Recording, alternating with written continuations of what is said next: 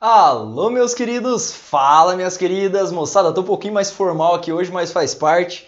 Doutores, eu queria conversar com vocês especificamente aqui hoje, no nosso encontro aqui no canal, a respeito de algumas prerrogativas inerentes ao cargo de perito criminal. Olha só que interessante.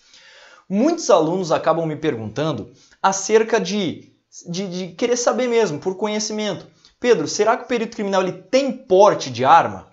O perito criminal ele tem as prerrogativas de qualquer policial, seja um policial federal, seja um policial civil? Doutores, já lhes adianto que sim. Por exemplo, eu sou perito criminal aqui da Polícia Científica do Paraná, e aqui, moçada, nós temos o porte é liberado para a Polícia Científica aqui do estado do Paraná, da mesma forma isso acontece para os demais estados. Eu lembro até hoje que nós tivemos um incidente em Santa Catarina, que o Instituto Geral de Perícias ele foi baleado. Não é verdade? Nós tivemos tiros de fuzis sendo ejetados contra o Instituto Geral de Perícias, especificamente a seção de laboratórios lá do GP de Santa Catarina.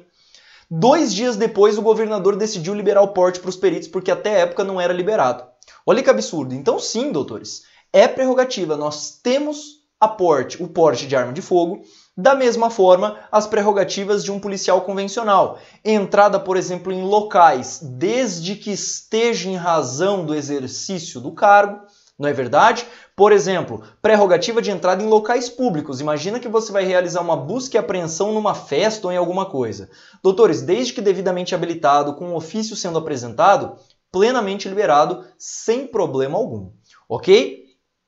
Em se tratando do regime de trabalho, às vezes a galera tende a me perguntar o seguinte: Pedro, mas o perito criminal, ele trabalha em plantão ou ele trabalha expediente? Pois é, depende, doutores. Graças a Papai do Céu, por exemplo, aqui na Polícia Científica do Paraná, o perito criminal tem a prerrogativa de escolher. Eu, por exemplo, atualmente estou lotado no laboratório, só que vez ou outra acabo fazendo alguns plantões de 24 por 72. Então não tem problema. É possível que isso seja viabilizado a depender do caso da repartição aí também. Então, regime de horários diferenciado, a questão do porte de arma de fogo, a questão de acesso a locais, obviamente públicos, quando devidamente identificado em razão do cargo, tudo isso são prerrogativas de peritos também. Inclusive, doutores, eu ainda não cheguei a participar especificamente de uma. Não, mentira, eu participei de 2, buscas e apreensões.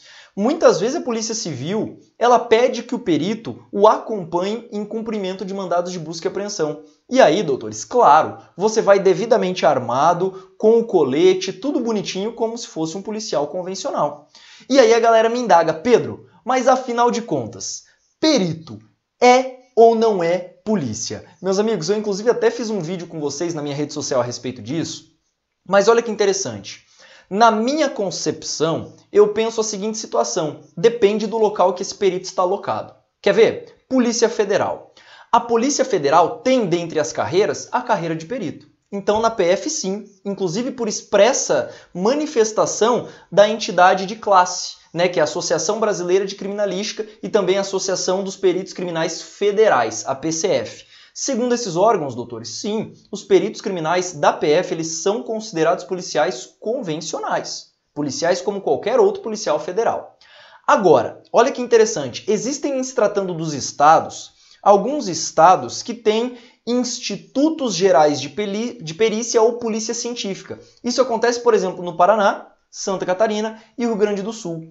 Esses órgãos, doutores, segundo uma decisão inclusive recente do STF de 2019 e 2020, o STF falou o seguinte: olha só, essas entidades elas não integram o rol de segurança pública do artigo 144.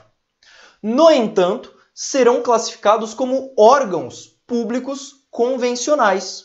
Ou seja, nós temos decisão do STF em relação ao IGP de Santa Catarina e do Rio Grande do Sul afirmando que não são considerados policiais de segurança pública, mas são considerados órgãos independentes, inclusive autônomos.